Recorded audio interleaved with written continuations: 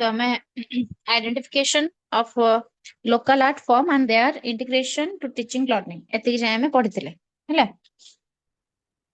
यार पांचटा पॉइंट जोड़ा देछि सेटा पढ़िथिले कि हम टीचिंग लर्निंग ये रे केमिति लोकल आर्ट सब काम करूछि इंपोर्टेंट रोल केमिति प्ले करूछि केमिति हमर आर्ट हमर इंटीग्रेशन होछि गोटे बेस्ट वे रे लर्निंग को केमिति रिप्रेजेंट करूछि हैला केमिति हमर होछि इंटरेस्ट बिल्ड करौछि हमर कोन ना आर्ट गुडा इन डेप्थ अंडरस्टैंडिंग को केमिति बढ़ौछि जनरल सब्जेक्ट नॉलेज केमिति बढ़ौछि ता सहित हमर होछि कोन आर्ट नॉलेज को केमिति हमर डेवलप करौछि इंटरेस्ट केमिति हमर सब समस्त आसुछि सब दिन हमें पढ़िथिले आइडेंटिफिकेशन ऑफ लोकल आर्ट रे हैला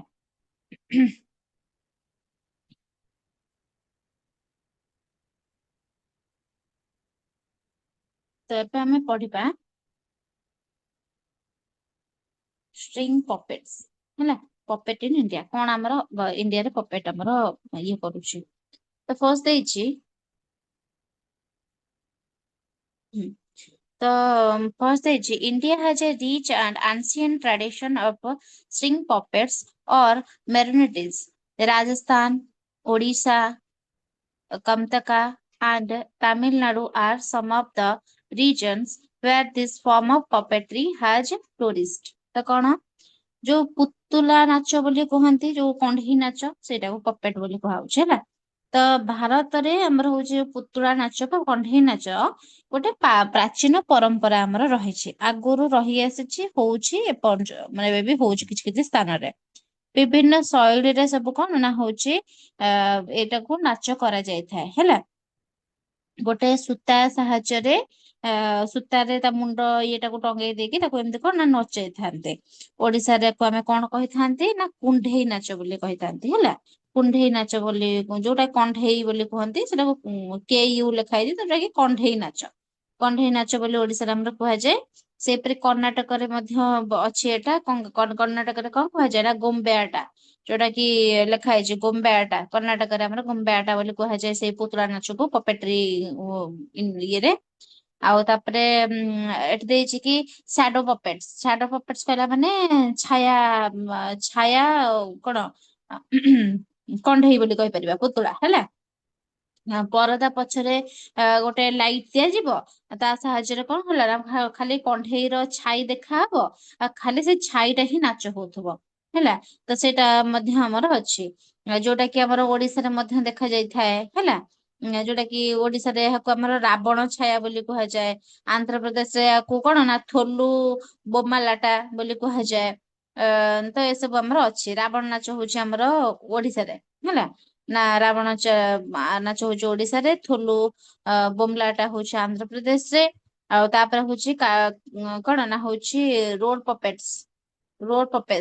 ପପେଟ ହଉଛି କଣ କହିଲ ଯୋଉ କାଠି କଣ୍ଢେଇ ଯୋଉଟା କୁହାଯାଏ କାଠି ସାହାଯ୍ୟରେ ୟାକୁ ନିୟନ୍ତ୍ରଣ ଆମେ କରିପାରନ୍ତି ଆଉ ମାନେ କାଠିରେ ତାକୁ କଣ ଏପଟ ସେପଟ କରିକି ନଚେଇବା ତାକୁ କେମିତି ସେପଟକୁ ଯିବ କେମିତି ଏପଟକୁ ଆସିବ ତ ସେମିତି କାଠି ଦ୍ଵାରା ଆମେ ନିୟନ୍ତ୍ରଣ କରନ୍ତି ଏବଂ ପଶ୍ଚିମବଙ୍ଗ ଆଉ ଓଡିଶାରେ ଏଟା ଦେଖାଯାଇଥାଏ ହେଲା ଏହାକୁ କଣ ନା ହଉଛି ଯୋଉ ପୁତୁଲ ନାଚ ବୋଲି ଆମେ କହନ୍ତି ୱେଷ୍ଟ ବେଙ୍ଗଲରେ ପୁତୁଲ କହିଲା ମାନେ କଣ୍ଢେଇକୁ ବଙ୍ଗଳାରେ କୁହାଯାଏ ପୁତୁଲ ଆଉ ତାପରେ କହିଛି କଣ ଗ୍ଲୋବ ପପେଟ୍ସ ଯୋଉଟା କି ହାତର ମୌଜା ହେଲା ହାତର ମୌଜା ପରି ମାନେ ହାତରେ କଣ କରିବେ ମୌଜା ପୁରେଇ ସାରିକି କଣ କରିବେ ନା ହଉଛି ସେ ଯୋଉ କଣ୍ଢେଇଟାକୁ ପିନ୍ଧିକି ଆଙ୍ଗୁଠି ସାହାଯ୍ୟରେ କଣ କରିବେ ନଚେଇବେ ଯୋଉ ଆମେ ମୁଣ୍ଡ ଟୁଙ୍ଗାରନ୍ତି ଆଙ୍ଗୁଠିଟାକୁ ଏମିତି ହଲେଇବେ ସେମିତି ମୁଣ୍ଡ ଟୁଙ୍ଗାରୁଥିବ ଦେଖାଯିବ ଏହା ଓଡିଶାରେ କେରଳରେ ଆଉ ପଶ୍ଚିମବଙ୍ଗରେ ମଧ୍ୟ ଦେଖା ଦେଇଥାଏ ଗ୍ଲୋବ ପପେଟ୍ସ ହେଲା ଏଗୁଡାକ ହଉଛି ପପେଟ ର ସବୁ ପପେଟ ଡ୍ୟାନ୍ସ ଯୋଉ ସବୁ ଥାଏ ସେଗୁଡାକର ବହୁତ ବହୁତ ସ୍ଥାନରେ କଣ କଣ କୁହାଯାଏ କଣ ନାହିଁ ଏଗୁଡାକ ଜିନିଷ ହିଁ ଦେଇଛି ଏଥିରେ ତାପରେ କହିଲା evaluation strategies assessing the different form of art ତ କଣ the primary purpose of assessment is to determine student achievement of the art expectations ତାପରେ ଦେଇଛି it determines the effectiveness of program and teaching method to enable all students to achieve to the best of their abilities ତ କଣ କହିଛି ନା କଳା କ୍ଷେତ୍ରରେ ବା art କ୍ଷେତ୍ରରେ ପିଲାମାନେ କଣ ଶିଖିଲେ ଏବଂ ଶିକ୍ଷାଦାନ କେତେ ଆମର କଣ ନା ହଉଛି ପ୍ରଭାବଶାଳୀ ହେଲା, ଇଫେକ୍ଟିଭ ହେଲା, ତାହା ଜାଣିବା ପାଇଁ ବିଭିନ୍ନ ପ୍ରକାର ଆମେ କଣ କରିଥାନ୍ତି ନା ମୂଲ୍ୟାୟନ କରିଥାନ୍ତି ବା ଆସେସମେଣ୍ଟ ସବୁ ଆମେ କରିଥାନ୍ତି। ତ ସେଇଟାକୁ ଦେଇଛି କି ଟାଇପ୍ସ ଅଫ ଆସେସମେଣ୍ଟ। କଣ ସବୁ ଟାଇପ୍ସ ଅଛି ସବୁ ଆସେସମେଣ୍ଟ ର? ନା ଅଛି ଡାଇଗ୍ନୋଷ୍ଟିକ ଆସେସମେଣ୍ଟ ଅଛି, ଫର୍ମେଟିଭ ଆସେସମେଣ୍ଟ ଅଛି, ସमेଟିଭ ଆସେସମେଣ୍ଟ ଅଛି। ତ ଏଇପରି ଆମର ଆସେସମେଣ୍ଟ ସବୁ ଅଛି।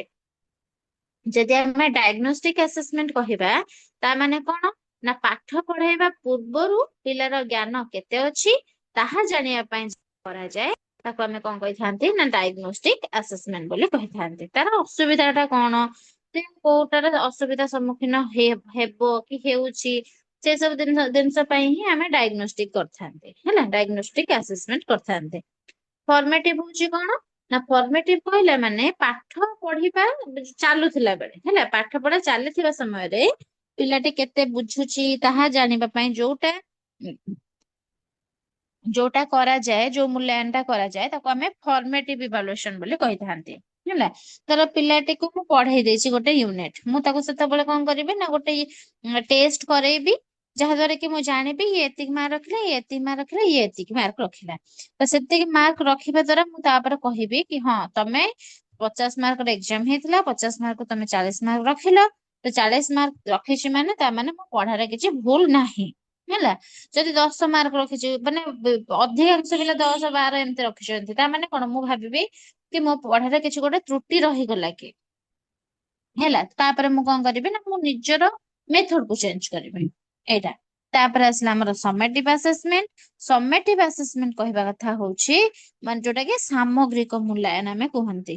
ପାଠ୍ୟକ୍ରମ ଗୋଟେ କରିକୁଲମ ବା ଗୋଟେ ବର୍ଷ ଶେଷରେ ସଫଳତା ଜାଣିବା ପାଇଁ ଯୋଉ ମୂଲ୍ୟାୟନ ଟା କରାଯାଇଥାଏ, ଆସେସମେଣ୍ଟ କରାଯାଇଥାଏ, ତାକୁ ଆମେ ସମେଟିଭ ଆସେସମେଣ୍ଟ ବୋଲି କହିଥାନ୍ତି। ଧର ମୁଁ ପୁରା ବର୍ଷ ଯାକ ପଢିଲି, ଏକ୍ଜାମ ଦେବି, ପାସ୍ ହେବି କି ଫେଲ ହେବି, ତ ସେଇ ଯୋଉ ଆସେସମେଣ୍ଟ ଟା ହୁଏ ଲାଷ୍ଟ ଅଫ ଦ କଣ ନା ଟର୍ମ, ସେଟା ହିଁ ହଉଛି ଆମର କଣ ନା ହଉଛି ସମେଟିଭ ଆସେସମେଣ୍ଟ। ପୁରା ସବୁ ସରିଲା ପରେ ଯୋଉ ଆସେସମେଣ୍ଟ ହୁଏ ତାକୁ ସମେଟିଭ ବୋଲି କହିଥାନ୍ତି। ତାପରେ କହିଛି ଆସେସମେଣ୍ଟ ଟେକ୍ନିକ୍ସ ହେଲା। କଣ ସବୁ ଟେକ୍ନିକ୍ସ ଥିବ, କୋଉ ଟେକ୍ନିକ ରେ ସବୁ ଆମେ ମୂଲ୍ୟାୟନ କରିବା, ସବୁ ଟେକ୍ନିକ ସବୁ ଥିବେ, ମୂଲ୍ୟାୟନ ର କୌଶଳ କଣ ସବୁ। ଆଚ୍ଛା, ଫର୍ଷ୍ଟ ଦେଇଛି ପୋର୍ଟଫୋଲିଓ। ପୋର୍ଟଫୋଲିଓ କଣ ନା ପୋର୍ଟଫୋଲିଓ ମାନେ ଦେଇଛି portfolios are an excellent way of balancing the assessment of both process and product, as student can demonstrate their ideas, self assessment and revision on projects। ତ କଣ କହିଲା ନା ପିଲାଟି ବର୍ଷ ସାରା କରିଥିବା ସମସ୍ତ କାମର ଏକ ସଂଗ୍ରହ ଏକଠା କରିଥାଏ। ଏଥିରୁ ପିଲାର କଣ ନା ଉନ୍ନତି କେତେ ଅବନତି ଏସବୁ ବିଷୟରେ ଆମେ କଣ କରିଥାନ୍ତି ନା ଜାଣି ପାରିଥାନ୍ତି। ଗୋଟେ ପୋର୍ଟଫୋଲିଓ କହିଲା ମାନେ ପିଲାଟି ବର୍ଷ ସାରା ଯାହା ଯାହା କାମ କରୁଛି ସବୁ ଗୋଟିଏ ଫର୍ମାଟରେ ରଖିକି ଯୋଉଟା କରାଯାଏ ଆଉ ସେଇଟା। ତାପରେ ଲେଖିଛି କି ସ୍କେଚ ବୁକ୍ସ ଆଣ୍ଡ ଭିଜୁଆଲ ଜର୍ନାଲସ, ଏହା ମାନେ କଣ ନା this is a great way for students to reflect on current projects or collect image for future ones. For example, notes are thought can be written or drawn. Images can be student created, drawing, photography, or ready-made from magazines, newspapers, packages, etc.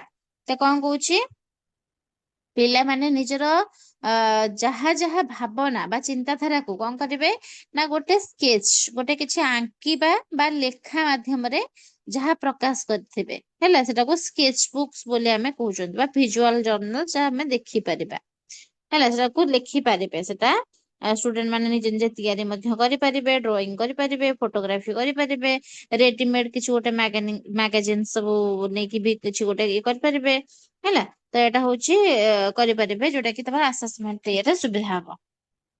ତାପରେ student demonstration କଣ ନା ଲେଖିଛି students acquisitions and or applications of skill and techniques can be assessed as they work on project or when asked to demonstrate for others। ତ କଣ କହୁଛି ସେ କହୁଛି କି ପିଲାଟି କଳା କାମଟିକୁ କିପରି କରୁଛି ବା ଆର୍ଟ ଟାକୁ କେମିତି କରୁଛି ତାହା ଦେଖିକି ମୂଲ୍ୟାୟନ କରାଯାଏ। ଆମେ ଦେଖୁଛନ୍ତି ଷ୍ଟୁଡେଣ୍ଟ ଯେତେବେଳେ କାମଟାକୁ କରୁଛି ବା ଯେତେବେଳେ ଯୋଗାଡ଼ କରୁଛି କରିବା ପାଇଁ ଆମେ ତାକୁ ଡେମନଷ୍ଟ୍ରେଟ କରିପାରିବା ସେ ପିଲାଟି କେମିତି କରୁଛି, କେମିତି ଦେଖି ଦେଖିକି କରୁଛି ବା ନିଜ ମନରୁ କେମିତି କାଢିକି କରୁଛି, କେତେ ଗ୍ୟାପ ନଉଛି ସେଥିରେ, ସେ ସବୁ ଦେଖିକି ମଧ୍ୟ ଆମେ ଆସେସମେଣ୍ଟ କରିପାରିବା। ତାପରେ କହିଛି ଇଣ୍ଟିଗ୍ରେଟେଡ ମ୍ୟାମ୍ ପରଫମାନ୍ସ ଟିକେ ଫାଷ୍ଟଟା ଆଉଥରେ ବୁଝେଇ ଦିଅନ୍ତୁ, ଫାଷ୍ଟ ପଏଣ୍ଟଟା। ପୋର୍ଟଫୋଲିଓ। ଆଜ୍ଞା ମ୍ୟାମ୍। पोर्टफोलियो कହୁଛି कि portfolios are an excellent way of balancing the assessment of both processes and product, and students can demonstrate their ideas, self assessment and revision on projects. The portfolio ହଉଛି କଣ କହିଲୁ, ଧର ଗୋଟେ ଯେମିତି card ଆମକୁ କଣ କରନ୍ତି, ଗୋଟେ ସାର୍ଟିଫିକେଟ ଟା ଆମକୁ ମିଳେ, ସାର୍ଟିଫିକେଟ ରେ ଲେଖା ଥାଏ ତମେ ଏ ଗ୍ରେଡ ପାଇଛ ଏଥିରେ, ବି ଗ୍ରେଡ ପାଇଛ ଏଥିରେ, ସି ଗ୍ରେଡ ପାଇଛ ଏଥିରେ, ଯାହା ଯାହା ସବୁ ସାର୍ଟିଫିକେଟ ମିଳିଥାଏ। ତମେ ହେଲ୍ଥ ରେ ପାଇଛ ଏତିକି, କି ତମେ ହଉଛି ଡିସିପ୍ଲିନ ରେ ପାଇଛ ଏତିକି, ଏମିତି ଟାଇପ ର ସବୁ ଆସିଥାଏ। ତ ଆମେ ଯେତେବେଳେ ଗୋଟେ ପୋର୍ଟଫୋଲିଓ ତିଆରି କରନ୍ତି, ପୋର୍ଟଫୋଲିଓ ଗୋଟେ ହଉଛି କଣ କହିଲ, ଗୋଟେ ଆସେସମେଣ୍ଟ ର ମାନେ ପ୍ରୋସେସ ଟା ଗୋଟେ, ଯେମିତି ଆମର ବାୟୋଡାଟାରେ ସବୁ ଜିନିଷ ଥାଏ, ମୁଁ ଏଇଟା ପସନ୍ଦ କରେ, ମୁଁ ଏଇଟା ଏମିତି କରେ ସେମିତି କରେ, ଏମିତି ସବୁ ଲେଖା ହେଇଥାଏ। ସେଇଥିରେ କଣ ଥାଏ ନା, ସବୁ ଜିନିଷ ସେଠି ଲେଖା ହେଇଥିବ କି ମୋର ହଉଛି ମୁଁ ଏଇ ଟାଇପ ର ଏମିତି କରୁଛି। ସେ ପିଲାଟି ଧର ହଉଛି ଡ୍ରଇଂ କରିବା ପାଇଁ 3 ଥର ଦିଆ ହେଲାଣି, ସେ 2 ଥର ବହୁତ ବଢିଆ ସେ କରିଛି, ଆଉ ଥରେ ସେ ଭଲସେ କରିନାହିଁ। କିଛି ଗୋଟେ ତମମାନଙ୍କର ହଉଛି କଣ କହିଲ, ଗୋଟେ ସାର୍ଟିଫିକେଟ ଟାଇପ ର ଲେଖା ଥିବ, ଯୋଉଥିରେ କି ତମର ସବୁ ଜିନିଷ ମାନେ କଣ ସେଇଥିରେ ତମେ ହଉଛି କଣ ମେନସନ କରି କରି ଚାଲିଥିବ। ଆଉ ଯେତେବେଳେ ଆମେ କଣ କରିଥାନ୍ତି, ପିଲାଟି ବର୍ଷ ସାରା ଯାହା ବି କରୁଛି ସବୁ କାମ, ସମସ୍ତ କାମକୁ କଣ କରିଥାଏ ନା ସେଇ ଗୋଟେ ଇଏରେ ହିଁ ସଂଗ୍ରହ କରାଯାଏ। ଆଉ ସେଇଥିରେ ହିଁ ଆମେ ଜାଣିପାରନ୍ତି କି ହଁ ପିଲାଟି ଗୋଟେ ବର୍ଷ ଏଇ ଜିନିଷ କରିଛି, ଏଇ ଜିନିଷ ମାନେ କରିନାହିଁ, ତ ଆମେ କଣ କରିବା ନା ଏ ପିଲାଟିକୁ ଆଗକୁ ବଢିବାକୁ ନବା ନା ନବା ନାହିଁ। ଧର ମାସରେ ଆମର କଣ ହେଇଛି ନା, ମାସରେ 2-3ଟା ଆମର ଦିଆ ହେଇଛି କରିବା ପାଇଁ, ତାଙ୍କର ହଉଛି ଡ୍ରଇଂ। ସେ ଡ୍ରଇଂ ରେ ସେ କଣ କରୁଛି ନା 2 ଥର ଭଲ କରିଛି, ଆଉ ଥରେ ବହୁତ ଖରାପ କରୁଛି। ପ୍ରଥମେ ଖରାପ କରିଛି, ତାର 2-2 ଥର ଭଲ ଭଲ କରିଛି, ତାମାନେ ଆମେ ସେଇଠୁ ପୋର୍ଟଫୋଲିଓରୁ ଜାଣିଲେ ଯେ, ପୋର୍ଟଫୋଲିଓ ରିପୋର୍ଟ ରୁ ଜାଣିଲେ ଯେ ହଁ ଏ ପିଲାଟେ ଯଦି ମାନେ 2 ଥର ଖରାପ କରିଛି କି ଥରେ ଖରାପ କରିଛି 2 ଥର ଭଲ କରିଛି, ତା ମାନେ କଣ ତାର ଇମ୍ପ୍ରୁଭମେଣ୍ଟ ଅଛି, ସେ ଇମ୍ପ୍ରୁଭ କରୁଛି। ଗୋଟେ ପୋର୍ଟଫୋଲିଓ ରିପୋର୍ଟ ଥରେ ଆମେ ଦେଖିବା କି ନାଇଁ, ସେ ହଉଛି ଗୋଟେ ଥର ଠିକ କରୁଛି, ଗୋଟେ ଥର ଭୁଲ କରୁଛି, ଗୋଟେ ଥର ଠିକ କରୁଛି, ଆଉ ଥର ପୁରା ବେକାର କରୁଛି। ତାମାନେ ଆମେ କଣ କହୁଛନ୍ତି, କଣ ଭାବୁଛନ୍ତି, ନାଇଁ ତାର ହଉଛି ଲ୍ୟାକ ରହୁଛି କିଛି, ସେ ସେତିକି ଦେଇ ପାରୁନାହିଁ ଟାଇମ, କି କୌଣସି ପ୍ରକାର ଅନ୍ୟ ମନସ୍କ ସବୁବେଳେ ରହୁଛି, କିଛି ହଉଛି, ତ ସେଇଟା ତାର ପୋର୍ଟଫୋଲିଓ ହିଁ ବତାଇଥାଏ। ଯୋଉଟା କି ବର୍ଷ ସାରା ସେ ଯାହା ଯାହା କରିଥାଏ, ତା ସେଇ ଗୋଟେ ରିପୋର୍ଟ ରୁ ହିଁ ଆମେ ଦେଖିକି ଜାଣିପାରିବା ବା ଆସେସମେଣ୍ଟ କରିପାରିବା, ସେ ରିପୋର୍ଟକୁ ଦେଖିକି, ସେଇଟା ହିଁ ପୋର୍ଟଫୋଲିଓ ହେଲା। ଆଜ୍ଞା ମ୍ୟାମ୍। ବୁଝିଲା ତ? ତାପରେ ଆସିଲା ଆମର ଇଣ୍ଟିଗ୍ରେଟେଡ ପରଫର୍ମାନ୍ସେସ୍। ସେ କହୁଛି କି this form of assessment combines new learning on a topic and assessment into one କଣ ସାଇମultaneous ଏକ୍ସପିରିଏନ୍ସେସ୍। ତ କଣ କହୁଛି, ସେ କହିବା କଥା କି ନୂଆ ଶିଖିଥିବା ବିଷୟକୁ କାର୍ଯ୍ୟରେ କେମିତି ଆମେ ପ୍ରୟୋଗ କରିବା ଏକା ସହିତ, ହେଲା, ଏକା ସହିତ କେମିତି ଆମେ ନୂଆ ଶିଖିଛନ୍ତି କିଛି, ଏବେ ହଉଛି କିଛି ଗୋଟେ ପୂର୍ବରୁ କିଛି ଶିଖିଛନ୍ତି, ଏବେ ନୂଆ କିଛି ଶିଖିଲେ, ତାକୁ ଇଣ୍ଟିଗ୍ରେଟ କରିକି କେମିତି କଣ ଆମେ ପରଫର୍ମାନ୍ସ କରୁଛନ୍ତି। ତ ଆମେ କଣ କରିବା, ଯିଏ ଆସେସମେଣ୍ଟ କରୁଛି ପୂର୍ବରୁ ସେ ତାର ଦେଖିଛି କଣ କେମିତି ସେ କରେ, ଏବେ ଯାହା ଶିଖୁଛି ସେ ନୂଆ କିଛି ଶିଖିଛି କି ନାହିଁ, ସେଇଟାକୁ କେମିତି କାର୍ଯ୍ୟରେ ଲଗଉଛି। ଧର ଗୋଟେ ଟିଚରଟେ ଯେତେବେଳେ ଆସିଥିବ ଗୋଟେ ଷ୍ଟୁଡେଣ୍ଟ ଆର୍ଟ ଆର୍ଟ କ୍ଲାସେସ କୁ, ସେ ପ୍ରଥମେ କହିବେ କି ଗୋଟେ ଆପଲ ଟେ ବନେଇଲୁ, ସେ ଆପଲ ଟାକୁ କେମିତି ତେଢା ମେଢା କରିକି ବନେଇବ, ତାପରେ ଯେତେବେଳେ ତାକୁ ଶିଖାଯିବ କି ଆପଲ ଟାକୁ ଏମିତି ସେପ ରେ ବନାନ୍ତି, ତାପରେ ଏମିତି ଗୋଟେ ହଉଛି ତାର ଡେମ୍ଫଟେ ବନାନ୍ତି, ଏମିତି କରନ୍ତି, ତାକୁ ଶିଖାଗଲା, ଶିଖାଗଲା ପରେ କୁହାଯିବ ତ ଗୋଟେ ଆପଲ ଟେ ବନେଇଲୁ, ସେଠି ସାର୍ ଯିଏ ଥିବେ ସିଏ ତାକୁ ଆସେସ୍ କରିବେ କି ପୂର୍ବରୁ ସିଏ କଣ ଶିଖିଥିଲା, ନୂଆ ତା କଣ ଶିଖିଲା, ଶିଖିଲା ପରେ ସେଟାକୁ ଇମ୍ପ୍ଲିମେଣ୍ଟ କରୁଛି କି ନାହିଁ, ସେଇ ଜିନିଷଟାକୁ ଦେଖିବେ। ତ ଇଣ୍ଟିଗ୍ରେଟେଡ ପରଫର୍ମାନ୍ସ ପୂର୍ବ ପରର ସବୁ ଜିନିଷ ଦେଖିକି ହିଁ ଯୋଉଟା କି ଆସେସ୍ କରିବେ। ତାପରେ ଗଲା ଟେଷ୍ଟ। ଟେଷ୍ଟ କଣ ନା, a wide variety of test can be used to assess students learning in the visual art, as they can be used to assess cognitive skills or metacognitive skills। ତ କଣ କହିଲା, से कହୁଛି कि ପିଲାମାନଙ୍କର ନଲେଜ ତାଙ୍କର ଚିନ୍ତା ଶକ୍ତି ଏସବୁ ଦେଖିବା ପାଇଁ ତାକୁ ପରଖିବା ପାଇଁ ବିଭିନ୍ନ ପ୍ରକାର ପରୀକ୍ଷା କରାଯାଇଥାଏ ଆମର ଟେଷ୍ଟ ଦ୍ଵାରା ହେଲା। ବହୁତ ସାରା ଷ୍ଟୁଡେଣ୍ଟ ମାନଙ୍କର ଭିଜୁଆଲ ଆର୍ଟ ହେଇଗଲା ଏସବୁ ଦେଖିବା ପାଇଁ ମାନେ ଦେଖିବା ପାଇଁ they can use to access cognitive skills ଆଉ ମେଟାକଗ୍ନିଟିଭ ସ୍କିଲ୍ସ ସବୁ ଜ୍ଞାନକୁ ଜ୍ଞାନ ଆଉ ଚିନ୍ତାକୁ ପରଖିବା ପାଇଁ ବହୁତ ସାରା ଟେଷ୍ଟ ମଧ୍ୟ ଏଥିରେ କରାଯାଏ। ତାପରେ ଆସିଲା ରାଇଟିଂସ। ରାଇଟିଂସ କହିଲେ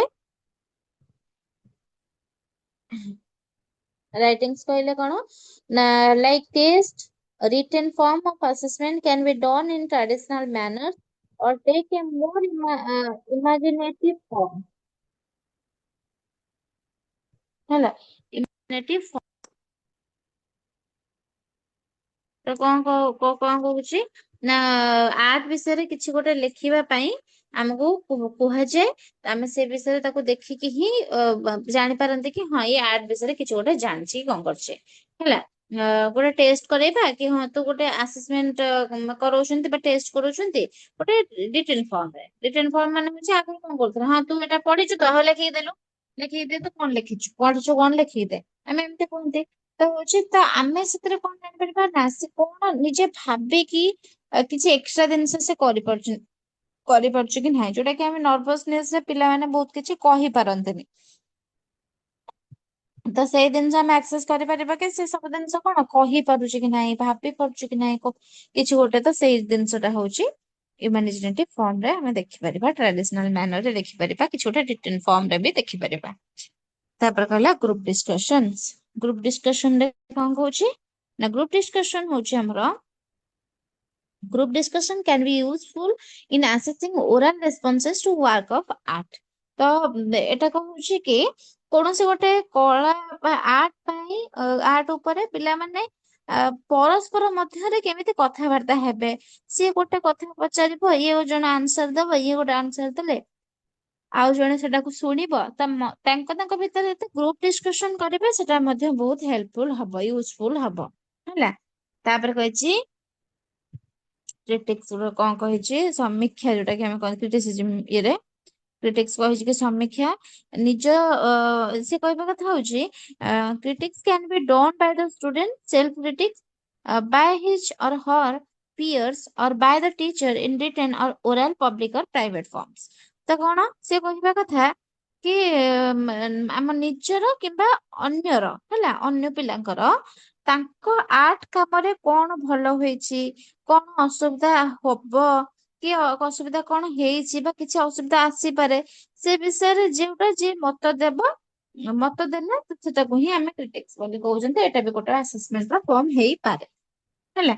ତାପରେ କହିଛି ସେଲ୍ଫ ଆସେସମେଣ୍ଟ ଯୋଉଟା କି given the subjective nature of art making student must be given opportunity to reflect on their own work and assess whether or not it achieved the criteria of project and or their own personal goals। ତ କଣ ନା ପିଲାଟେ ନିଜ ନିଜ କାମକୁ କେମିତି କଣ ପରଖିବ ଯେ ଠିକ କରୁଛି ନା ଭୁଲ କରୁଛି ନା କିଛି ଖରାପ କରିଦେଲା କି କଣ ଏଇଟା ନିଜ ନିଜ ପର୍ସନାଲ ଗୋଲ କୁ ସେଟ କରୁଥିବା ପିଲା ସେ ଜାଣିପାରିବ କି ହଁ ମୁଁ ଏଇଟା ଭୁଲ କଲି କି ମୁଁ ଏଇଟା ଠିକ କଲି ବୋଲି। ତାପରେ କହିଛି କଣ କନଫରେନ୍ସ ଅର ଇଣ୍ଟରଭ୍ୟୁଜ। କନଫରେନ୍ସ ଅର ଇଣ୍ଟରଭ୍ୟୁରେ ହଁ conference interview କଣ ନା this can be conducted between student and teacher and may have expanded including peers and parents। ତ କହିବା କଥା କି ପିଅର ଆଉ ପ୍ୟାରେଣ୍ଟସ୍ଙ୍କ ଭିତରେ ହେଲା ନା ସରି ଇନକ୍ଲୁଡିଂ ବିଟୱିନ୍ କଣ ଷ୍ଟୁଡେଣ୍ଟ ଆଣ୍ଡ ଟିଚର ଷ୍ଟୁଡେଣ୍ଟ ଟିଚରଙ୍କ ଭିତରେ ଆମର କଣ କିଛି ଗୋଟେ କନଫରେନ୍ସ ପାଇଁ ଇଣ୍ଟରଭ୍ୟୁ ଇଏରେ ଆମେ ଗୋଟେ କଥା ହେଇପାରିବା କଣ୍ଡକ୍ଟ କରାଯାଇ ପାରିବ କିଛି ଗୋଟେ ଡିସ୍କସନ ପାଇଁ ଏଟାକୁ ଏକ୍ସପେଣ୍ଡେଡ ବି କରିପାରିବା ଇନକ୍ଲୁଡିଂ କାହାକୁ ନା ପିୟର୍ସ ମାନଙ୍କୁ ବା ପ୍ୟାରେଣ୍ଟସ ମାନଙ୍କୁ ଏମାନଙ୍କୁ ମଧ୍ୟ ଇନକ୍ଲୁଡ କରିକି କିଛି ଗୋଟେ ଆମେ ଇଣ୍ଟରଭ୍ୟୁ କନଫରେନ୍ସେସରେ ଆମେ କଥା ହେଇକି ଡିସ୍କସନ ମଧ୍ୟ କରିପାରିବା ବେଟର ହବା ପାଇଁ ଏଟା ମଧ୍ୟ ଆକ୍ସେସ କରିହବ।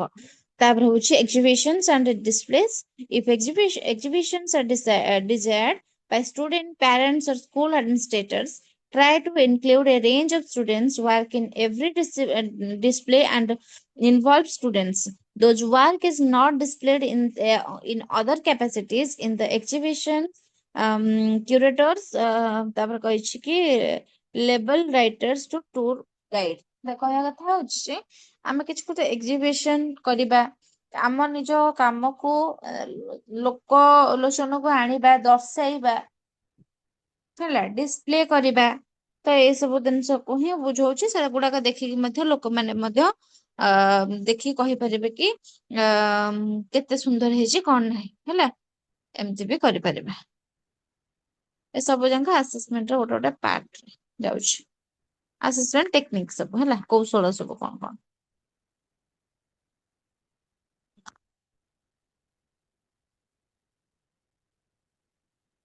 ଓକେ।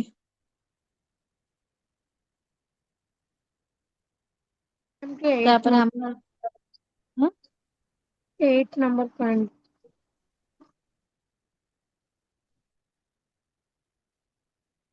ଏଇଟା ଆଜ୍ଞା ଏଟା ହଉଛି କଣ କହିଲ, ଆମେ କିଛି ଗୋଟେ ଆମର ଭାବନା ଇଏଟାକୁ ରଖିବା। ଧର ଗୋଟେ ଦେଖିଛି, critics can be done by the student or self critic by his her peers or the teacher in written or oral public or private forms। ମାନେ ଧର ତମେ କିଛି ଗୋଟେ ଆର୍ଟ କରିଛ, ସେଟା ତମକୁ ମାନେ କାହାର ଗୋଟେ ମତ ଥିବ, ଏଇ ଆର୍ଟ ରେ କିଛି ଗୋଟେ ଏଇଟା ତ୍ରୁଟି ରହିଯାଇଛି। ତମେ ଧର କିଛି ଗୋଟେ ଆର୍ଟ କରିଛ, ଜଣକୁ କିଛି ଗୋଟେ ତ୍ରୁଟି ଏଠି ରହିଯାଇଛି, ସେ କହିବ କି ଆରେ ଏଇଠି ଏଇ କଲର ଟା ଦିଆହବା କଥା, ତୁ ଏଇ କଲର ଟା ଦେଇଦେଇଛୁ, ତ ଏଇଟା ଟିକେ ତ୍ରୁଟି ରହିଛି। ତ ନିଜ ନିଜ କଥାକୁ ବା ତାଙ୍କ ଇଏକୁ ସେ ସମୀକ୍ଷା କରିପାରିବେ, କହିପାରିବେ। କୋଉମାନେ କହିପାରିବେ, ଯେମିତି କି ଲେଖିଛି କି can be Don Bai the students. ତମର ହଉଛି ଷ୍ଟୁଡେଣ୍ଟ ମାନେ ମଧ୍ୟ କହିପାରିବେ, ମାନେ ହଉଛି ସେଲ୍ଫ କ୍ରିଟିକ୍ସ, ମାନେ ନିଜେ ନିଜକୁ ସମୀକ୍ଷା କରିବା, ମାନେ ନିଜ ନିଜକୁ ଭୁଲ କହିବା କି ହଁ ମୁଁ ଏଇଟା ଭୁଲ କରିଦେଇଥିଲି, ଏଇଟା ମତେ ଏମିତି କରିବାର ନଥିଲା, ମୁଁ ନିଜେ ନିଜକୁ କହୁଛି। ବାୟ ହିଜ ହର ପିୟର୍ସ, ତାର ନିଜର ପିୟର୍ସ, ଯୋଉ ସବୁ ସାଙ୍ଗସାଥି ମାନେ, ସେମାନେ ମଧ୍ୟ ଏଟାକୁ ସମୀକ୍ଷା କରିପାରିବେ। ଅର୍ ବାଇ ଦ ଟିଚର, ଗୋଟେ ଟିଚର ମଧ୍ୟ ଏହାକୁ ସମୀକ୍ଷା କରିପାରିବ। ଏଟା ରିଟେନ ଫର୍ମ ରେ ହଉ କି ଓରାଲ ଫର୍ମ ରେ ହଉ, କି ପବ୍ଲିକ ହଉ କିମ୍ବା ପ୍ରାଇଭେଟ ହଉ, ଏ ଫର୍ମ ରେ ଆମେ କଣ କରିବା, ଜଣେ ଜଣଙ୍କୁ ଆମର ନିଜର ମତକୁ ଆମେ ଦେଇପାରିବା କି ହଁ ଏଇଟା ଏମିତି ହବାର ଥିଲା, ତୁ ଏଇଟା କରୁଛୁ। ହୁଏତ ମୋ ନଜରରେ ଏଇଟା ଏମିତି ଲାଗୁଛି, ଆଉ କାହା ନଜରରେ ଏଇଟା ଠିକ ବି ଲାଗିପାରେ, କିନ୍ତୁ ଏଇଟା ସମସ୍ତଙ୍କର କହିବାର ସେମିତି ଇଏ ଅଛି। ସେଇଟା ହିଁ ହେଲା ଆସେସମେଣ୍ଟ। କିଏ କାହା ୱେରେ କାହାକୁ ଆସେସ କରୁଛି ଗୋଟେ ଆର୍ଟ କୁ, ହେଲା। ଆଜ୍ଞା, ଥ୍ୟାଙ୍କ ୟୁ ମ୍ୟାମ୍। ତାପରେ ଆସିଲା ୟୁନିଟ 4। ୟୁନିଟ 4 ରେ ତମର କେତେ ଜଣଙ୍କ ବିଷୟରେ ଦେଇଛି, ଯେମିତି କି ଆମର ରବୀନ୍ଦ୍ରନାଥ ଟାଗୋର ହେଇଗଲେ, ତାଙ୍କ ବିଷୟରେ ଆମର କିଛିଟା ଜିନିଷ ଅଛି। ଆଉ ଏଇ ଭିତରୁ କ୍ୱେଶ୍ଚନ ମଷ୍ଟ ଆସିବ, ଯାହା ବିଷୟରେ ହଉ ଗୋଟେ କ୍ୱେଶ୍ଚନ ତ ନିହାତି ଆସିବ, ହେଲା। ରବୀନ୍ଦ୍ରନାଥ ଟାଗୋର ହେଇଗଲେ, ଆହୁରି ବହୁତ ଜଣଙ୍କ ବିଷୟରେ ଅଛି। ଆନନ୍ଦ କେନ୍ତି କୁମାର ସ୍ୱାମୀ, ତାଙ୍କ ବିଷୟରେ ବି ଅଛି ଏଥିରେ, ହେଲା। ଦେଖିବା ଗୋଟେ ଗୋଟେ କରିକି ଆଉ।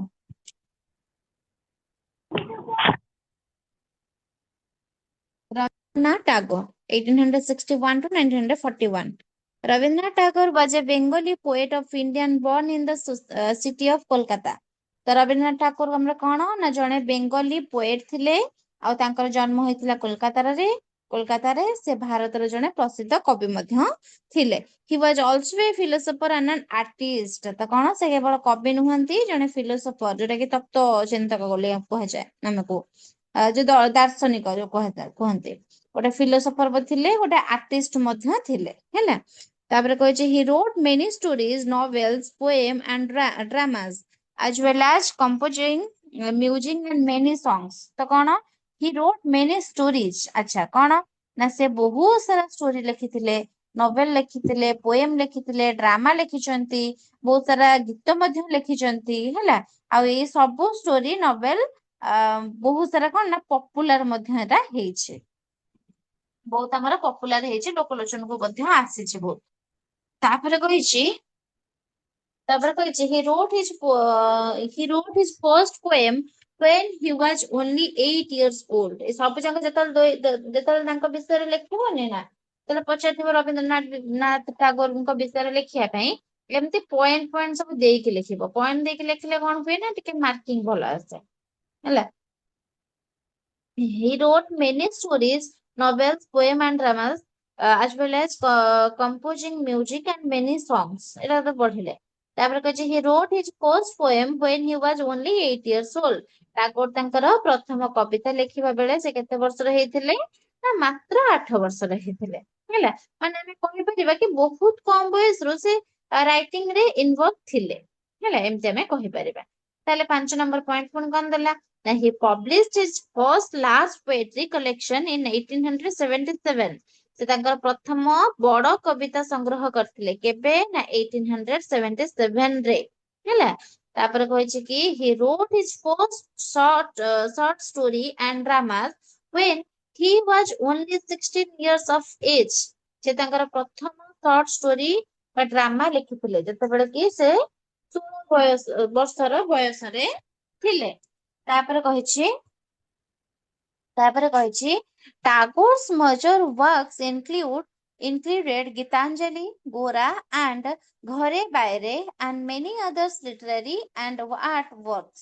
ତ ଟାଗୋରଙ୍କର ପ୍ରମୁଖ କାମରେ ଗୀତାଞ୍ଜଳି ହେଇଗଲା, ଗୋରା ହେଇଗଲା, ଘରେ ବାଇରେ, ଏସବୁ ଆମର ଗଣା ଯାଇଥାଏ। ମାନେ ସେ ବହୁତ କିଛି ଲେଖିଛନ୍ତି ନା, ବହୁତ କିଛି ଲେଖା ଭିତରେ ଏଇ ସବୁ ଲୋକଲୋଚନକୁ ବହୁତ ଆସିଛି, ବହୁତ ପ୍ରଶଂସା ପାଇଛନ୍ତି ଏଥିପାଇଁ। ତ ଏସବୁ ଛାଡି ଅନେକ ଲିଟରାରୀ ଆଣ୍ଡ କଣ ନା ଆର୍ଟ ୱାର୍କ ସେ କରିଛନ୍ତି, ଯାହା ଆଜି ମଧ୍ୟ ଆମର ଲୋକଙ୍କୁ ବହୁତ ଇନ୍ସପାୟାର ମଧ୍ୟ କରେ। ହେଲା, ତାପରେ କଣ କହିଛନ୍ତି 8 ନମ୍ବର ପଏଣ୍ଟରେ? He was also a cultural reformer and modernized Bangla art by rejecting the rigidity of form art style। ତ କଣ କହିଛି? ସେ ଜଣେ କଲଚରାଲ ରିଫର୍ମର, ଯୋଉଟା କି କଣ କହିବା ତାଙ୍କୁ? ରିଫର୍ମର କହିଲେ ସାଂସ୍କୃତିକ ସୁଧାରକ ଯୋଉଟା କୁହନ୍ତି। ହେଲା, ରିଫର୍ମର ଯୋଉମାନେ ତାଙ୍କୁ ସେ ମଧ୍ୟ ଥିଲେ କଲଚରାଲ ରିଫର୍ମର ମଧ୍ୟ ଥିଲେ। ସେ ପୁରୁଣା ନିୟମ ଆଉ ଶୈଳୀର ଜୀବନକୁ ସବୁବେଳେ କଣ ନା ତ୍ୟାଗ କରିକି ନୂତନ ଭାବରେ କଣ ନା ବାଂଲା ଆର୍ଟକୁ, ମାନେ ବେଙ୍ଗଲର ଆର୍ଟକୁ ମଡର୍ଣ୍ଣାଇଜ କରୁଥିଲେ। ହେଲା, ନୂତନ ଭାବରେ ସେ ହଉଛି କଣ କରୁଥିଲେ? ମଡର୍ଣ୍ଣାଇଜ କରିକି ରିପ୍ରେଜେଣ୍ଟ କରଉଥିଲେ। ତାପରେ କହିଛି କି his writings greatly influenced Bengali culture during the late 19th century and early 20th century। ତ କଣ କହିଛି?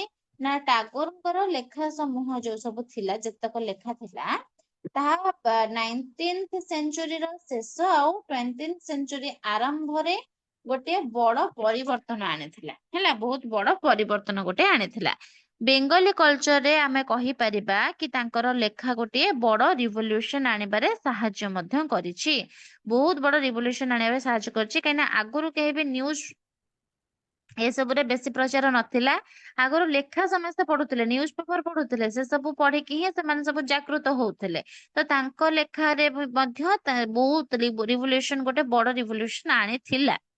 କାହାର? ଟାଗୋରଙ୍କର। ହେଲା, ତ ଲାଷ୍ଟ ପଏଣ୍ଟ କହିଲା କି in 1913 he won the Nobel Prize in Literature, the first Asian to win this prize। ତାଙ୍କ 1913 ମସିହାରେ ସେ ନୋବେଲ ପ୍ରାଇଜ ରେ ଲିଟରେଚର ଜିତିଥିଲେ, ଆଉ ଏହି ପ୍ରାଇଜ ପାଇଥିବା ସେ ପ୍ରଥମ ଏସିଆନ ଜଣକ ଥିଲେ। ହେଲା, ପ୍ରଥମ ଏସିଆନ ଜଣକ ଥିଲେ କିଏ? ସେ ରବୀନ୍ଦ୍ରନାଥ ଟାଗୋର, ଯିଏକି ଆମର ନୋବେଲ ପ୍ରାଇଜ ପାଇଛନ୍ତି ଲିଟରେଚର ଇଏ ପାଇଁ। ଏତିକି କାହିଁ ବୁଝିପାରିଲ? ଆଉ ଏଇଟା ପଢିବ ନିଶ୍ଚିନ୍ତ ଭାବରେ, ଏମିତି ପଏଣ୍ଟ କରିକି ଦେଖିବ ସବୁ। କୋଟେସନ ସବୁ କଣ ଦେଇଛନ୍ତି? ହେଲା, କୋଟେସ କଣ କହିଛନ୍ତି? ଏଇଗୁଡାକ ଏଗୁଡାକ ଲେଖିବାର ଅଛି ତମକୁ, ଏଇଗୁଡାକ ହିଁ ମାର୍କ କ୍ୟାଚ୍ କର। ହେଲା, କହିଛି first I slept and dream I slept and dreamed that life was joy। I awoke and saw that life was service। I acted and behold service was joy। ତ କଣ ସେ କହୁଛନ୍ତି? ନା ମୁଁ ଶୋଇପଡି ସ୍ୱପ୍ନ ଦେଖିଲି କଣ? ନା ଜୀବନ ହଉଛି ଆନନ୍ଦ। ମୁଁ ଉଠିଲି ଓ ଦେଖିଲି ଜୀବନ କଣ? ନା ଜୀବନ ହେଉଛି ସେବା। ହେଲା, ଜୀବନ ହଉଛି ସର୍ଭିସ, ଯୋଉଟା କି ସେବା। ମୁଁ କାମ କଲି ଓ ଦେଖିଲି ସେଇ ସେବା ହେଉଛି ସତ୍ୟ ଆଉ ଆନନ୍ଦ। ବୁଝିପାରିଲ? ସେ କହିବା କଥା, ମୁଁ ଯେତେବେଳେ ଶୋଇପଡିକି ଯେତେବେଳେ ମୁଁ ସ୍ୱପ୍ନ ଦେଖୁଛି, ଜୀବନ ଲାଗୁଛି କି ହଁ ଜୀବନ ବହୁତ ଆନନ୍ଦ, ବହୁତ ଖୁସି, ବହୁତ ଜୟ। ହେଲା, ଜୀବନକୁ ପୁରା ଆନନ୍ଦ ମୁଁ ଭାବୁଛି। ମୁଁ ଯେତେବେଳେ ଉଠିଲି ଆଉ ଦେଖିଲି ଜୀବନ କଣ? ନା ଜୀବନ ହଉଛି ଖାଲି ଆନନ୍ଦ ନୁହେଁ, ଜୀବନରେ ସର୍ଭିସ କରିବା ପାଇଁ ପଡିବ। ଜୀବନ ହଉଛି ସେବା। ତାପରେ ମୁଁ କଣ କଲି? ମୁଁ କାମ କଲି। କାମ କଲା ପରେ ମୁଁ କଣ ଦେଖିଲି, ସେଇ ସେବା ହିଁ ହେଉଛି ସତ୍ୟ, ଆଉ ସେଇ ସତ୍ୟରୁ ହିଁ ଆମକୁ ଆନନ୍ଦ ପ୍ରାପ୍ତି ହେଉଛି। ଆମେ ଯଦି ଖାଲି ଶୋଇପଡିବା ସେଟା କେବେ ବି ଆମକୁ ଆନନ୍ଦ ଦବ ନାହିଁ। ଯଦି ଆମେ କାମ କରିବା ତାପରେ ଦେଖିବା କି ହଁ ସେଇ ସେବାଟା ହିଁ ଆମକୁ ଆନନ୍ଦ ଦଉଛି ପ୍ରକୃତରେ ସତ୍ୟ। ହେଲା, ତ ଆମେ ଭାବୁଥାଉ କି ଜୀବନ କେବଳ କଣ ନା ଆନନ୍ଦ ପାଇଁ, କିନ୍ତୁ ଯେତେବେଳେ ଆମେ ଅନ୍ୟ ପାଇଁ କିଛି ଗୋଟେ କରିଥାଉ ସେଠାରୁ ମିଳିଥିବା ଆନନ୍ଦ ଆଉ ତାର ସତ୍ୟ ଗଭୀର ହିଁ ଆନନ୍ଦ ଦେଇଥାଏ। ହେଲା, ଏଇଟା ହିଁ ଆମେ ଏଥିରେ ବୁଝୁଛନ୍ତି। ତାପରେ କହିଛି faith is the word that fills the light when the drown it still dark। ତ କଣ faith, faith କହିଲା ମାନେ କଣ ଶ୍ରଦ୍ଧା। ହେଲା, ତ ଶ୍ରଦ୍ଧା ହେଉଛି କଣ ସେଇ ଗୋଟିଏ ପକ୍ଷୀ ଯିଏ ଅନ୍ଧାର ଭିତରେ ମଧ୍ୟ ପ୍ରଭାତରେ ଆଲୋକକୁ ଅନୁଭବ କରିପାରେ। ହେଲା, faith ହଉଛି ଗୋଟେ ଏମିତିକା ପକ୍ଷୀ ଯୋଉଟା କି ଅନ୍ଧାର ଭିତରେ ମଧ୍ୟ ପ୍ରଭାତର ଆଲୋକକୁ ଅନୁଭବ କରିପାରେ।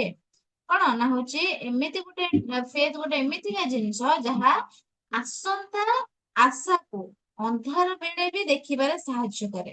ଆଗକୁ କଣ ଆସୁଛି, ଆଗକୁ କେମିତି ହବ ସେଟା ଆମେ କଣ ଜାଣିଛନ୍ତି କି? ସେଟା ତ ଭୂତ ନା, ଯାହା ଅଛି ଭବିଷ୍ୟତରେ ସେଟା ତ ଭୂତ ବୋଲି ଆମେ କୁହନ୍ତି, କାରଣ ଆମେ ଜାଣିଛନ୍ତି। କିନ୍ତୁ ତଥାପି ଏମିତିକା ଗୋଟେ ଜିନିଷ, ଫେଥ ଗୋଟେ ଏମିତିକା ଜିନିଷ ଯୋଉଟା କି ଆସନ୍ତା ଅନ୍ଧାରକୁ ବି ଦେଖିବାରେ ସାହାଯ୍ୟ ଆମକୁ କରିଥାଏ ବା ଆଲୋକ ଦେଇଥାଏ। ଆମେ ଯେତେବେଳେ କଷ୍ଟରେ ଥାଉ ଆମକୁ କଣ ନା ହଉଛି ଫେଥ ଆମକୁ ଆଶା ଦେଇଥାଏ, ସାହସ ଦେଇଥାଏ। ଓକେ, ଏ କଥା କହିଛନ୍ତି। ତାପରେ କହିଛନ୍ତି କି clouds come floating into my life no longer to carry rain or usher storm but to add color to my sunset sky। କଣ ନା ମେଘ ମାନେ ମୋ ଜୀବନରେ ଆସନ୍ତି। ହେଲା, cloud come floating into my life, ଏବେ ଆଉ ବର୍ଷା କିମ୍ବା ଝଡ଼ ଆଣିବା ପାଇଁ ନୁହେଁ, no longer to carry rain or usher storms, ବରଂ ମୋ ସନ୍ଧ୍ୟାକାଳୀନ ଆକାଶରୁ ରଙ୍ଗ ଦେବା ପାଇଁ, but to add color to my sunset। ତ ଏମାନେ କଣ, ଏମାନେ ହଉଛି ଆମ ଜୀବନରେ ଯେଉଁ ଘଟଣା ମାନେ ଆଗରୁ କଣ ନା ବେପରୁଆ ଲାଗୁଥିଲା, ହେଲା ବେପରୁଆ ଲାଗୁଥିଲା ବା ଯଥେଷ୍ଟ ଚିନ୍ତା ଦେଇଥିଲା, ସେଗୁଡିକ ଏବେ ଆମ ଜୀବନକୁ କଣ କରୁଛି ନା ଅନ୍ୟ ଦୃଷ୍ଟିକୋଣରୁ ସୁନ୍ଦର ଅନୁଭୂତ କରିଦଉଛି। ଆମେ ଭାବୁଥିଲେ ଆଗରୁ କଣ ନା ଏଇ ସବୁ ଜିନିଷ ଘଟିଛି, ବହୁତ ଦୁଃଖ ଭାବୁଥିଲେ, କଷ୍ଟ ଭାବୁଥିଲେ, ଚିନ୍ତା ନଉଥିଲେ କି ହେ ଏମିତି ଆମ ସହିତ ହେଲା ବୋଲି। କିନ୍ତୁ ସେଇ ଦେଖ ସେଇ ଜିନିଷ ଗୁଡାକ ଆମ ଜୀବନକୁ ନା ଅଲଗା ଦୃଷ୍ଟିରେ ଯଦି ଆମେ ଦେଖିବା, ତାହେଲେ ଆଗ ପରେ ଯଦି ଆମେ ଭାବିବା ତାହେଲେ ସେଟା ବହୁତ ସୁନ୍ଦର ଲାଗେ ଆଉ ବହୁତ ଭଲ ଅନୁଭୂତି ଗୋଟେ ଆମକୁ ଦେଇଥାଏ। ହେଲା, ଏମାନେ ହଉଛି ଏଇଟା cloud come floating into my life no longer to carry rain or usher storm but to add color to my sunset sky। ହେଲା, ଏସବୁ ଜିନିଷ ସେ କହିଛନ୍ତି। ତାପରେ କଣ କହିଛନ୍ତି ଦେଖିବା ମ୍ୟୁଜିକ ଆଣ୍ଡ ଆର୍ଟ କଥା। ମ୍ୟୁଜିକ ଆଣ୍ଡ ଆର୍ଟରେ କଣ କହୁଛନ୍ତି ନା Tagore was also an excellent musician and painter। He wrote around 2230 songs। People call these songs as Rabindra ସଙ୍ଗୀତ। ତ ଟାଗୋର ଜଣେ ଉତ୍ତମ ମ୍ୟୁଜିସିଆନ ଥିଲେ, ହେଲା ସଙ୍ଗୀତଜ୍ଞ ବୋଲି ଆମେ କହିପାରିବା। ଏ ପେଣ୍ଟର ଥିଲେ, ଗୋଟେ ପେଣ୍ଟର ଯୋଉଟା କି ଚିତ୍ରକାର ମଧ୍ୟ ଥିଲେ। ହେଲା, ସେ ପ୍ରାୟ 2230ଟି ଗୀତ ରଚନା ମଧ୍ୟ କରିଛନ୍ତି। କି ସେଟା ତ ଏହି ସମସ୍ତ ଗୀତ, ଯେତିକି ଗୀତ ସେ ଲେଖିଛନ୍ତି ବା ରଚନା କରିଛନ୍ତି, ସବୁ ଗୀତକୁ ଆମେ କଣ କୁହନ୍ତି ନା ରବୀନ୍ଦ୍ର ସଙ୍ଗୀତ ବୋଲି କହିଥାନ୍ତି, ରବୀନ୍ଦ୍ର ସଙ୍ଗୀତ। ହେଲା, ତାପରେ କଣ କହିଛନ୍ତି translated into English language Rabindra ସଙ୍ଗୀତ would mean Tagore songs। ତ ରବୀନ୍ଦ୍ର ସଙ୍ଗୀତର ଇଂଲିଶ ମିନିଂ ହଉଛି କଣ ନା ଟାଗୋର ସଙ୍ଗ, ଅର୍ଥାତ ଟାଗୋରଙ୍କ ଦ୍ଵାରା ଲେଖା ଯାଇଥିବା ଗୀତ। ତାପରେ ହଉଛି the songs are now a part of present day culture of Bengali people। His many poem and songs are part of his novel and stories। ତ କଣ କହିଛନ୍ତି ନା ଏଇ ଗୀତ ମାନେ ଆଜି ଆମର କଣ ନା ବଙ୍ଗାଳୀ ଲୋକଙ୍କର କଲଚର, ହେଲା ତାଙ୍କର ସଂସ୍କୃତି ଗୋଟେ ଅତୁଟ ଅଂଶ ହୋଇଯାଇଛି ବଙ୍ଗାଳୀ ଲୋକମାନଙ୍କର। ତ ଟାଗୋରଙ୍କର ଅନେକ ପୋଏମ, ବହୁତ ସାରା ପୋଏମ ଅଛି, ସଙ୍ଗସ୍ ଅଛି, ତାଙ୍କର ନୋଭେଲସ ଷ୍ଟୋରିଜ ମଧ୍ୟରେ ଲେଖା ହୋଇକି ରହିଅଛି। ହେଲା, ଟାଗୋରଙ୍କର। ତାପରେ ଆସିଲା ଆମର ପେଣ୍ଟିଂ। ପେଣ୍ଟିଂରେ କଣ କହିଛି ନା at 60 Tagore took up drawing and painting successful exhibitions of his many works। ତ କଣ ନା ଟାଗୋର ତାଙ୍କର 60 ବା 60 ବର୍ଷ ବୟସରେ ଡ୍ରଇଂ ପେଣ୍ଟିଂ ଆରମ୍ଭ କରିଥିଲେ। ମାନେ ଭାବ ସେ ତାଙ୍କ 60 ବର୍ଷ ଯେତେବେଳେ ହେଇଥିଲା ସେ ଡ୍ରଇଂ ପେଣ୍ଟିଂ ଆରମ୍ଭ କଲେ। ତ ତାଙ୍କର ଅନେକ କାମ ଉପରେ ଏକ୍ଜିବିସନ ସବୁ ହୋଇଥିଲା, ସେଗୁଡିକ ସକ୍ସେସଫୁଲ ମଧ୍ୟ ହେଇଥିଲା। ଏକ୍ଜିବିସନ ମାନେ ଦେଖା ହେଇଥିଲା, ହେଲା, ପ୍ରଦର୍ଶନ କରାହେଇଥିଲା, ପ୍ରଦର୍ଶନ କରାଯାଇଥିଲା, ସେଟା ସକ୍ସେସ ମଧ୍ୟ ହେଇଥିଲା। He was likely red-green color blind, resulting in work that exhibited strange color schemes and offbeat aesthetics. ତ Tagore red green colour blind ଥିବା ଜଣା ଯାଇଥାଏ, ହେଲା, ରେଡ୍ ଗ୍ରୀନ କଲର ତାଙ୍କୁ ଦେଖାଯାଏ।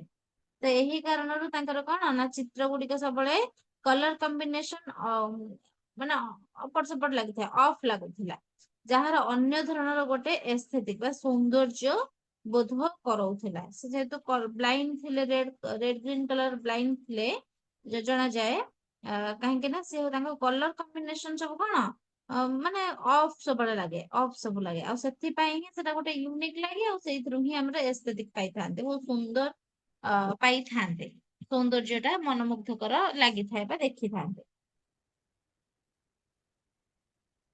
ହେଲା। ତାର ହଉଛି ଥିଏଟର।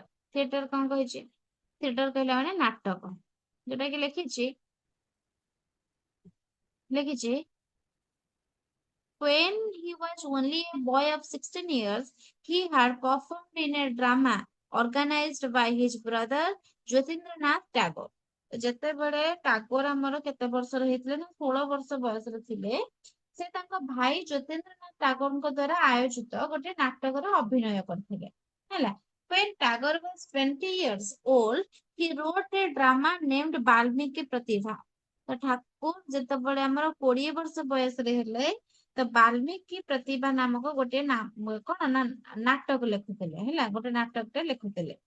ତାପରେ କହିଛି another notable play by him is Dhaka ଘର, and in 1890 he wrote ବିସର୍ଜନ।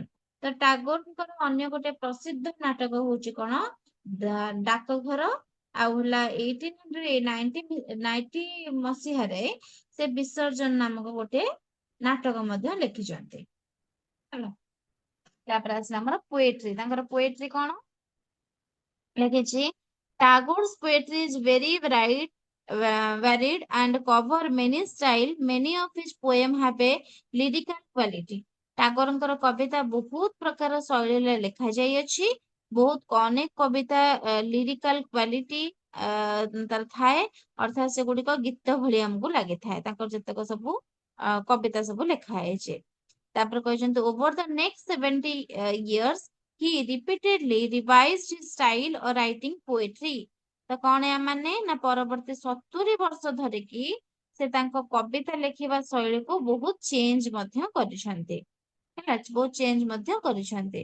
ତାପରେ କଣ କହିଛି ନା in 1930s he wrote many experimental work of poetry and also used modernism and realism in his works. 1930 ଦଶକରେ ସେ ଅନେକ ଏକ୍ସପେରିମେଣ୍ଟାଲ ପୋଏଟ୍ରି ଲେଖିଥିଲେ, ସେ ତାଙ୍କ ଲେଖାରେ ମଡର୍ନିଜିମ୍ ଓ ରିଏଲିଜିମ୍ ଏସବୁ ବ୍ୟବହାର କରିଥିଲେ, ହେଲା, ବ୍ୟବହାର କରିଥିଲେ।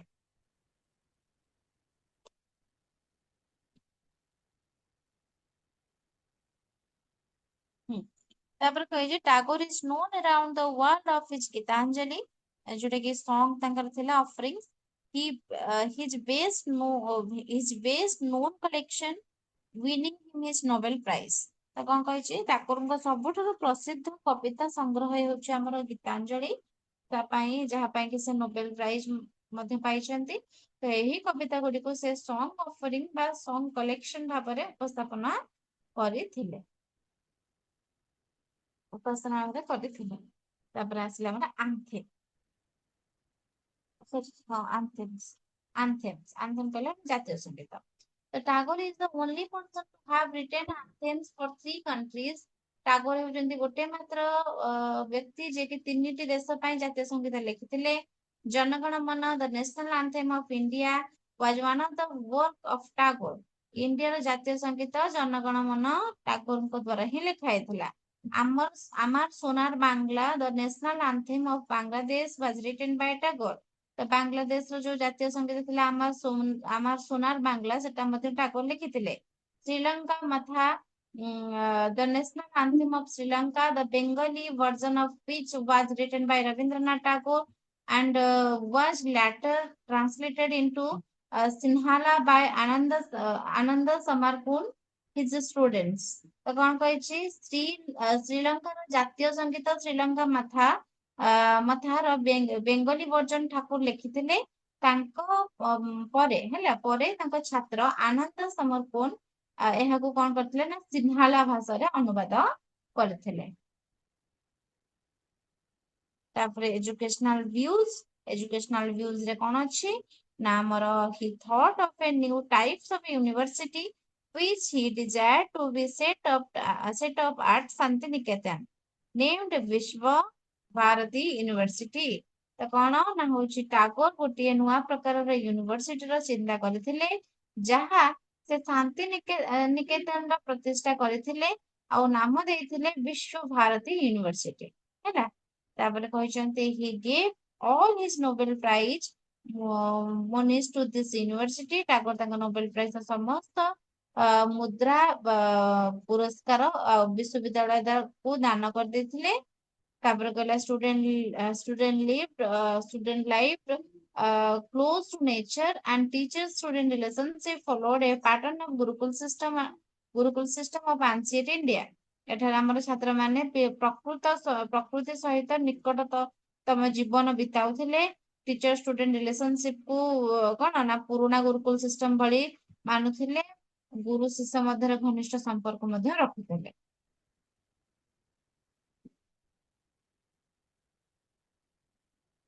ହେଲା ତାପରେ କହିଛି he also had a he also had a dream for the future India। He wanted India's freedom from the British rule। He dreamed of an India where the mind is without fear।